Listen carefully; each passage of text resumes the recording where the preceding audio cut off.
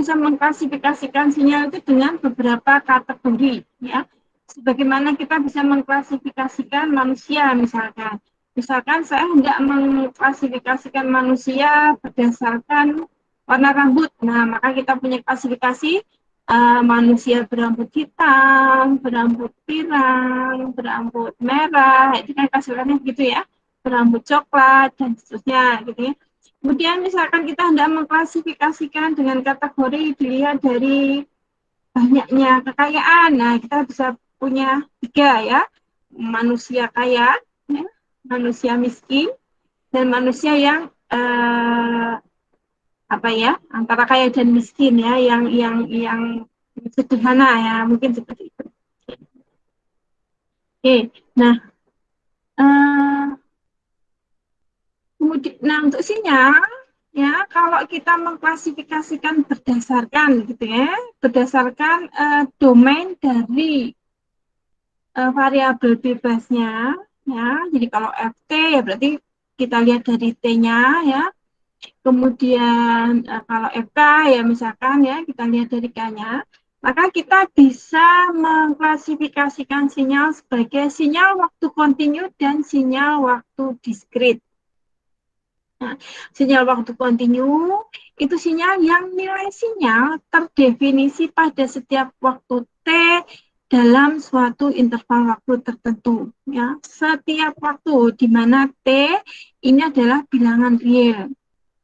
Ya. Kemudian untuk sinyal waktu diskrit itu nilai sinyal hanya terdefinisi pada waktu-waktu tertentu saja.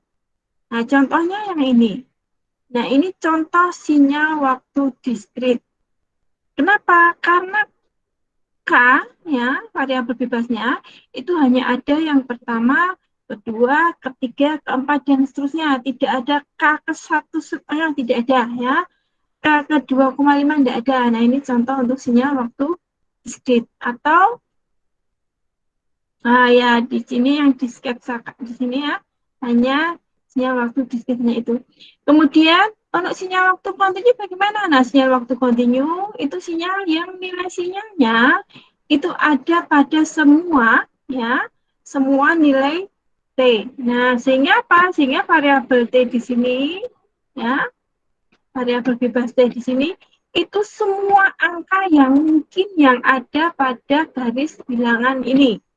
Ya, dari 0 sampai 1 itu ada angka real di antaranya ya 0,1, 0,0001, 0,00001 dan seterusnya. Ya, sehingga kita akan representasikan dengan garis ya, karena tidak ada batas antara angka satu dengan angka yang lain. Dan nilai sinyalnya terdefinisi, jadi ada nilai sinyalnya ya.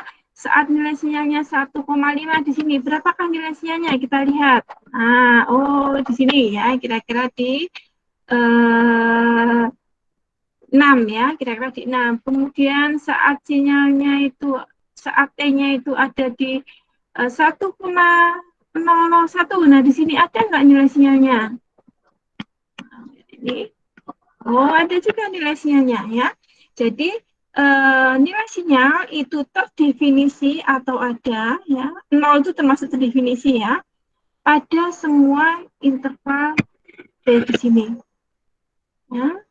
Sehingga sinyal waktu kontinu itu pasti akan digambarkan dengan garis nilai sinyalnya. Ya. Karena kita tidak memisahkan antara nilai satu dengan nilai lainnya. Ya. Jadi, sketsanya akan diperlihatkan dalam bentuk garis. Ya, menghubungkan titik-titik yang tidak terlihat banyaknya. Oke. Kemudian bisa juga sinyal itu kita klasifikasikan berdasarkan dari rentang amplitudenya. Ya. Sinyal yang nilai amplitudenya bisa sebarang nilai pada satu sinyal interval kontinu, ya, maka diberi nama sinyal analog. Dengan sinyal digital, itu sinyal yang nilai amplitudenya hanya ada pada nilai-nilai tertentu saja. Nah, misalkan PLN kita itu kan sinyal analog ya. Dia bisa terletak di antara min 220 sampai positif 220. Dan di antaranya itu ada nilai sinyalnya ya. Untuk waktu tertentu dia mungkin nilainya 0 ya, kemudian waktu yang lain nilainya 0,01 volt dan seterusnya ya. Jadi amplitudenya bisa sebaran nilai. Kalau digital tidak. Nah, kalau digital ya nilai amplitudenya hanya boleh 1 dan 0 misalkan. Atau hanya boleh 1, 0, dan 3 misalkan. Ya. Jadi tertentu saja. Nah, untuk amplitudenya tertentu, ya sinyal yang amplitudenya tertentu, itu kita klasifikasikan sebagai sinyal digital. Kemudian ada juga klasifikasi yang lain, ada sinyal periodik dan sinyal aperiodik. Nah, kalau ini dilihat dari apakah sinyal tadi punya periode atau tidak, ya, atau punya frekuensi atau tidak, ya, apakah sinyal itu berulang atau tidak. Nilainya kalau berulang dalam satu periode waktu tertentu yang tetap, tentunya ya, periode itu suatu konstanta waktu yang tetap, maka sinyalnya periodik. Kalau tidak berulang dengan periode waktu yang tetap, maka disebut dengan sinyal aperiodik. Kemudian klasifikasi yang lain, itu kita bisa klasifikasikan menjadi sinyal time invariant dan time variant dan time invariant. Jadi sinyal yang bervariasi terhadap waktu dan sinyal yang tidak bervariasi terhadap waktu. Oke, ini sinyal ya, bukan sistem. Oke, kita lihat saja. Nah, ini contohnya. Ya. Yang A ini adalah sinyal waktu diskrit atau waktu kontinu, sinyal waktu diskrit. Nah, penggambaran untuk sinyal waktu diskrit ya itu memang dengan konvensional ya. Yang namanya sinyal waktu diskrit itu dia hanya akan punya nilai pada waktu-waktu tertentu ya. Jadi misalkan dari rentang 1 sampai 6 ini, 0 sampai 6, dia hanya punya nilai saat waktunya itu 0, 1, 2, 3, 4, 5, 6, 7, dan seterusnya ya. Atau min 1, min 2, dan seterusnya. Saat K-nya itu 0,5 di sini ya, maka apa ada nilai sinyal? Tidak ada ya. Di saat K sama dengan 0,5, nilai sinyal tidak terdefinisi. Sehingga sinyal ini hanya terdefinisi pada waktu-waktu tertentu yang diskrit, ya, yang integer, maka ini adalah sinyal waktu diskrit. Nah, sebenarnya kalau mau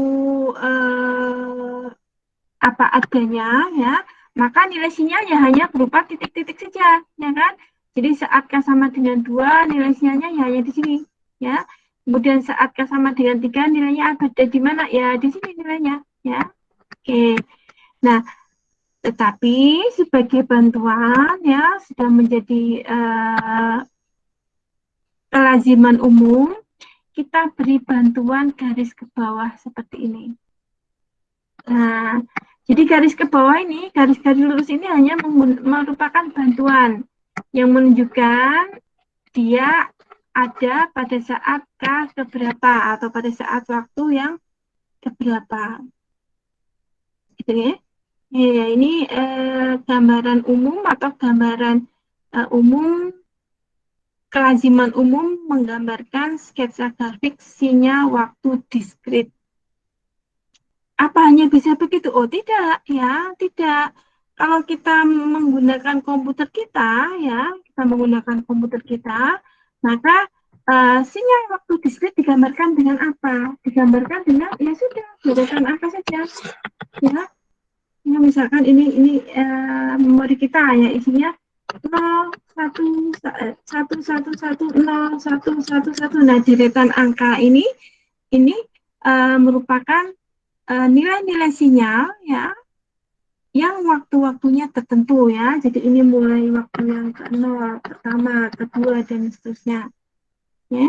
Jadi untuk sinyal waktu diskrit itu bisa ditunjukkan dengan sketsa grafik yang kelazimannya ditunjukkan dengan bentuk seperti ini. Atau kalau di komputer kita main program ya sudah isinya ya deretan angka saja ya. Baik itu sinyalnya dengan nilai digital atau analog. Oke ya. Jadi yang A sinyal waktu diskrit, yang B berarti sinyal waktu kontinu ya. Ini sinyal waktu kontinu ya. Kemudian yang C sinyal waktu Discrete juga. Nah, yang dash-nya waktu apa? Discrete. Sinyal apa yang D? Sinyal waktu? Discrete. Continue. Nah, yang ini continue. Dilihat dari mana sih? Dilihat dari ini, ya. Bahwa nilai sinyal itu bisa dihubungkan antara satu dengan yang lain sehingga membentuk garis. Gitu ya. Dalam arti apa? Ini berarti di setiap interval waktu T itu nilai sinyalnya ada.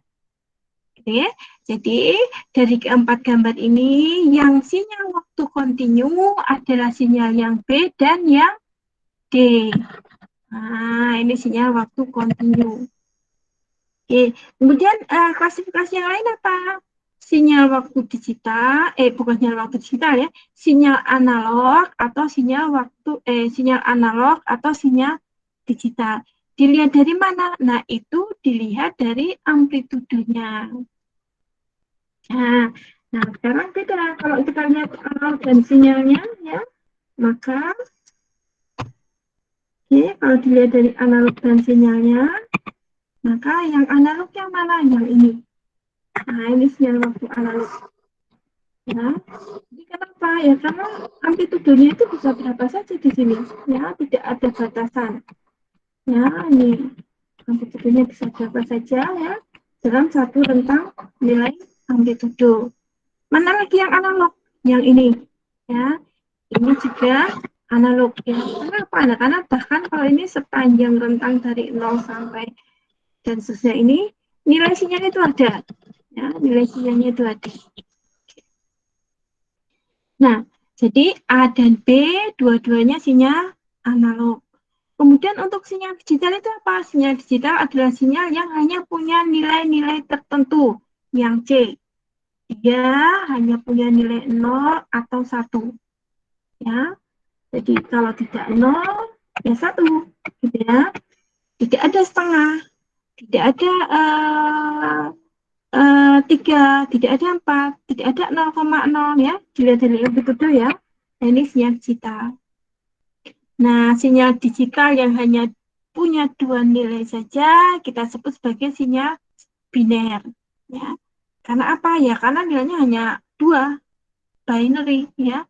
Kalau nggak 0, ya 1. Oke, jadi ini sinyal digital. Lalu mana lagi yang digital? Yang D. Yang D ini juga digital. Ya. Kenapa? Ya, karena nilainya hanya 2 saja. Kalau enggak 0 ya 1. Ya. Ini juga sinyal digital. Ya. Jadi yang A ini sinyal waktu diskrit analog, yang B sinyal waktu kontinu analog, yang C ya sinyal waktu diskrit digital, yang D sinyal waktu kontinu digital. Ya. Diskrit analog, kontinu analog, diskrit digital, kontinu digital. Ya. Jadi pengertian sebenarnya seperti itu ya. Meskipun kemudian gampangnya saja adalah sinyal digital dan analog. Ya, karena memang yang kita gunakan itu kan di situ ya, amplitudenya ini apakah analog atau digital. Ya. Karena kalau sinyal waktu diskrit yang sebenarnya ya angka-angka saja ya yang di komputer gitu ya. Nah, kalau sinyal listrik kita ya, kalau kita hendak merepresentasikan nilai diskrit dalam sinyal listrik ya mau tidak mau kita ubah ke dalam sinyal waktu kontinu ya, karena listrik itu sinyal waktu kontinu ya. Oke, ini pengertian mengenai sinyal waktu diskrit dan sinyal waktu kontinu. Nah, kemudian analog dan digital. Nah, dalam bahasan kita tidak akan membahas mengenai analog dan digital. Yang kita bahas adalah diskrit dan waktu kontinu. Ya, jadi hanya dilihat dari sini. Ya, dari ini. Apakah pada satu interval waktu tertentu, gitu ya? Apakah pada setiap nilai pada satu interval waktu tertentu atau interval variabel bebas tertentu, nilai sinyalnya terdefinisi. Ya. Nah, kalau pasti terdefinisi di setiap rentang tadi, maka sinyalnya adalah sinyal waktu kontinu. Kalau tidak, maka sinyalnya adalah sinyal waktu diskrit. Ya. Oke, jadi dalam bahasan kita di kuliah ini, kita tidak membahas lagi analogisita, tapi diskrit dan kontinu. Nah, kemudian untuk sinyal periodik dan aperiodik, nah kalian sudah tahu ya, jadi periodik itu apa dan aperiodik itu apa. Nah, ini contoh untuk sinyal periodik, ya. Nah, ada periodenya, ya. Kemudian untuk sinyal aperiodik yang ini, ya, dia tidak punya periode atau dia tidak punya konstanta waktu tetap, di mana dengan selisih konstanta waktu yang tetap tadi, nilai sinyalnya akan berulang atau sama.